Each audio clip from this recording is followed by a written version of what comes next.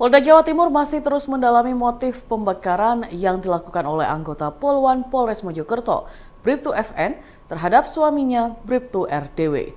Aksi itu diketahui dilakukan Bribtu FN setelah terlibat cekcok dengan Bribtu RDW di garasi rumahnya yang berada di Asrama Polisi Mojokerto, Jawa Timur pada Sabtu 8 Juni 2024. Kejadian bermula saat Bribtu FN mendapati gaji ke-13 di rekening milik suaminya hanya tersisa Rp800.000 saja.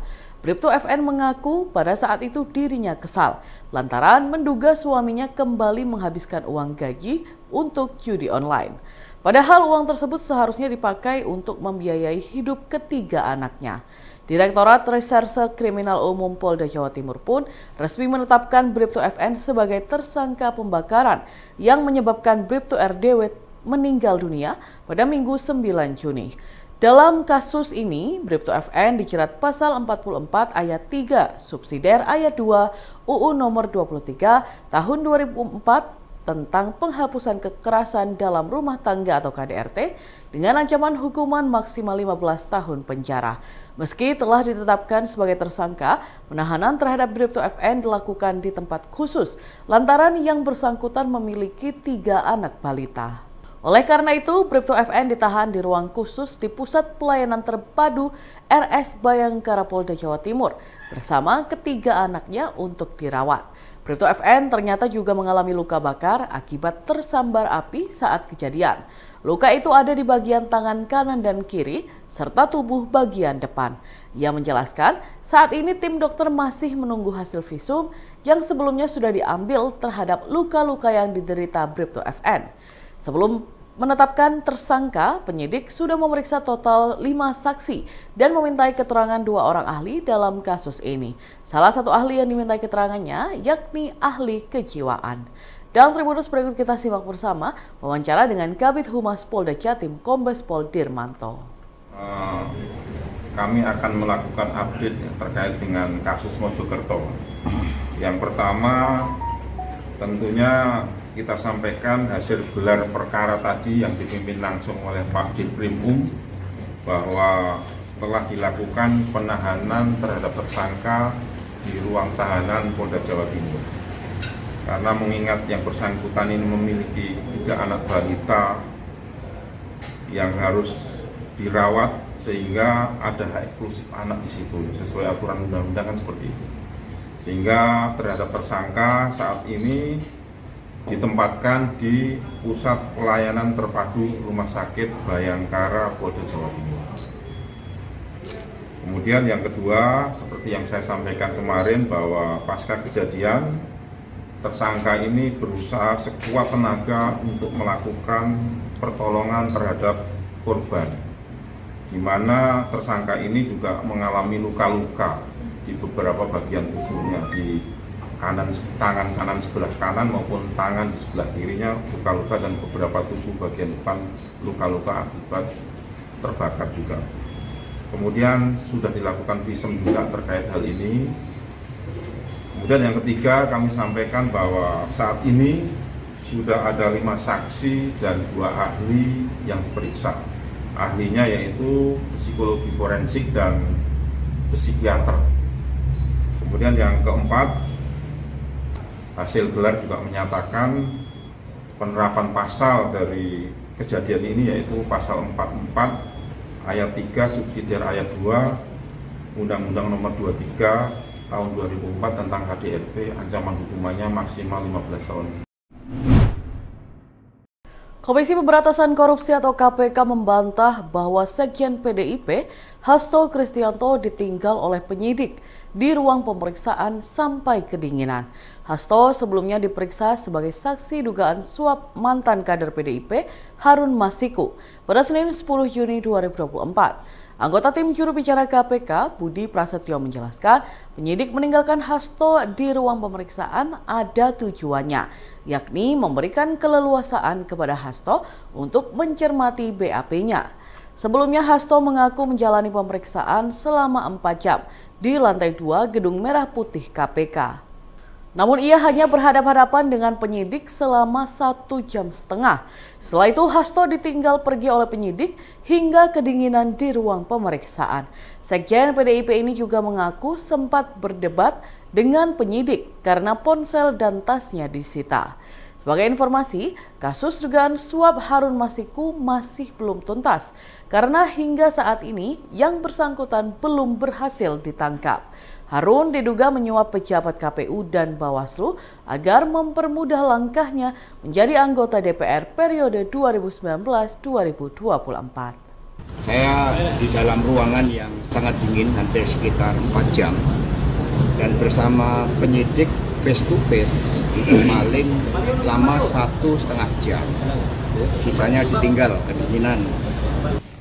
Kemudian terkait pernyataan saksi yang dibiarkan kedinginan di ruangan pemeriksaan, kami luruskan bahwa saksi H pada saat itu diberikan kesempatan untuk membaca BAP dan mengkoreksi BAP yang disodorkan oleh penyidik. Salah seorang sandera yang berhasil diselamatkan tentara pendudukan Israel menceritakan kondisinya saat ditahan Hamas di Gaza. Menurut pengakuannya, bukan Hamas yang membuat para sandera takut terbunuh, melainkan serangan militer rezim Zionis sendiri. Pengalaman tersebut disampaikan oleh Noah Aragamani. Noah menceritakan sejumlah hal yang ia alami saat disandera Brigade Al-Qassam dalam upaya gerakan tersebut membebaskan ribuan tahanan Palestina yang ada di penjara tentara IDF. Diakui Noah, dirinya berpindah-pindah rumah selama berada di tangan Al-Qassam. Ancaman paling besar yang hampir merenggut nyawanya justru datang dari pengeboman tentara Israel.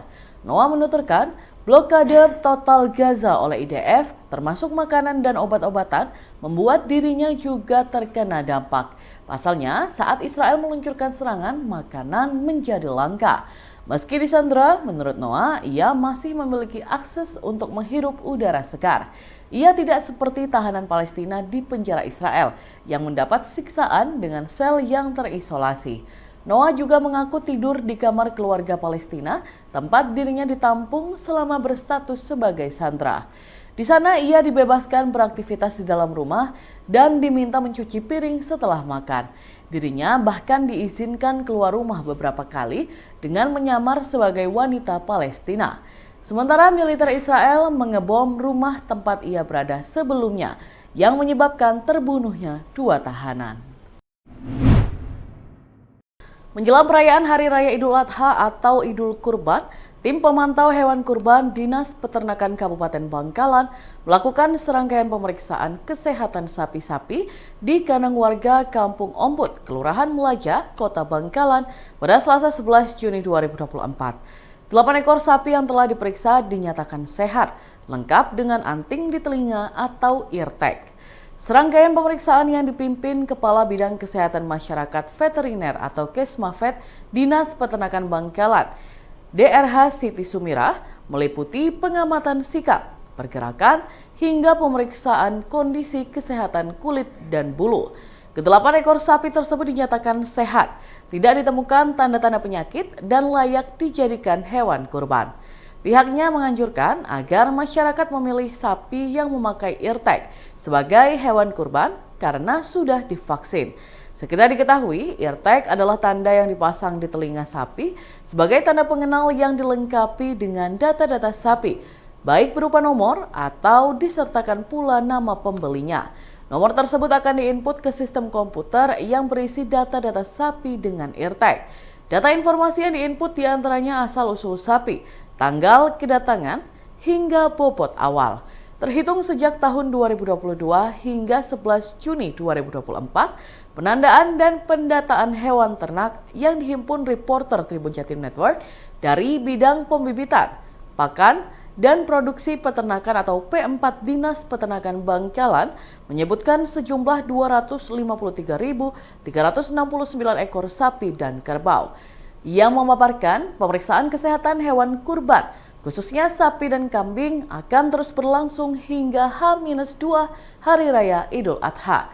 Sementara pada H-1 Idul Kurban, pihak tim pemantau akan fokus kepada pemeriksaan antemortem, yakni pemeriksaan kesehatan hewan sebelum disembelih.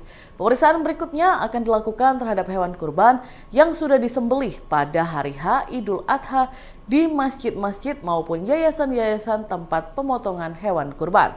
Sehingga daging hewan kurban aman untuk disalurkan dan dikonsumsi masyarakat. Sementara penjual sapi, Fatur Rahman menyatakan Lebaran kurban merupakan momen panen bagi para pedagang maupun peternak sapi. Karena itu, merawat dan menjaga kesehatan sapi menjadi hal penting apalagi mendekati Hari Raya Idul Adha. Dan Tribuners berikut kita simak bersama wawancara dengan Kepala Bidang Kesmafet Dinas Peternakan Bangkalan DRH Siti Sumira.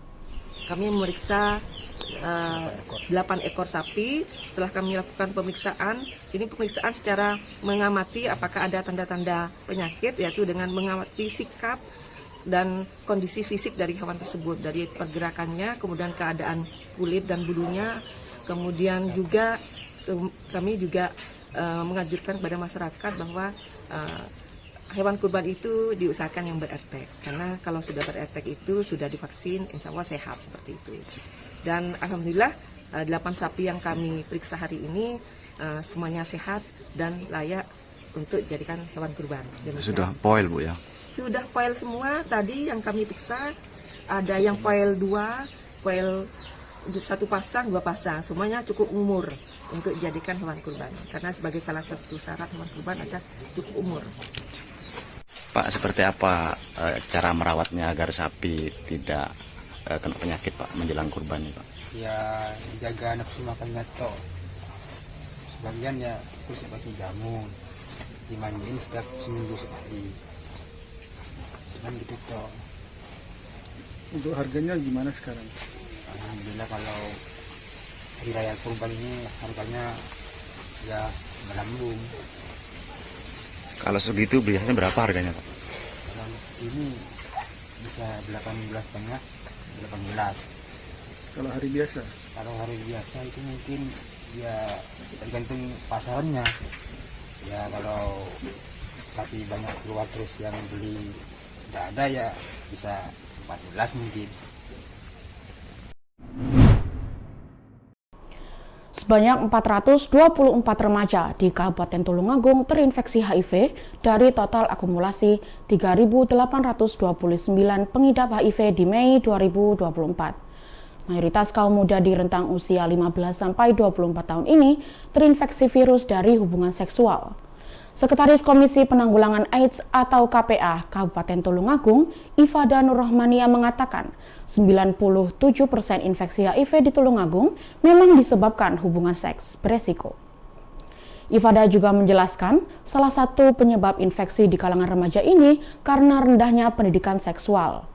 Banyak dari mereka yang tidak sadar adanya infeksi menular seksual termasuk HIV yang menjadi ancaman. Karena itu, penting untuk menjangkau para remaja dengan memberikan pemahaman tentang seks. Sejumlah lembaga seperti Palang Merah Remaja atau PMR dan lembaga lain sudah mulai memberi pendidikan seks di kalangan remaja. Namun kadangkala ada kendala terkait cara penyampaian, seperti bahasa yang belum tegas karena materi yang disampaikan lebih pada himbauan untuk tidak melakukan seks bebas. KPA Tulungagung berupaya menggandeng banyak pihak untuk menjangkau para remaja. Mereka yang belum terkontaminasi aktivitas seksual akan dijaga, sementara mereka yang sudah melakukan aktivitas seksual aktif juga diintervensi. Selain itu, Ifada juga mengingatkan meledaknya kasus HIV di kalangan remaja adalah muara dari fenomena sosial. Hilir dari masalah ini adalah masalah pengasuhan di keluarga, seperti orang tua yang kurang memperhatikan anak, broken home, dan anak tenaga kerja migran. Ia menegaskan saat anak tidak mendapatkan kehangatan di keluarga, maka dia sudah masuk dalam kelompok beresiko. Menurutnya, kehadiran sosok ayah sangat penting bagi anak perempuan untuk meminimalisir resiko terjerumusnya perempuan pada pergaulan seks bebas. Download Tribun X sekarang, menghadirkan lokal menjadi Indonesia.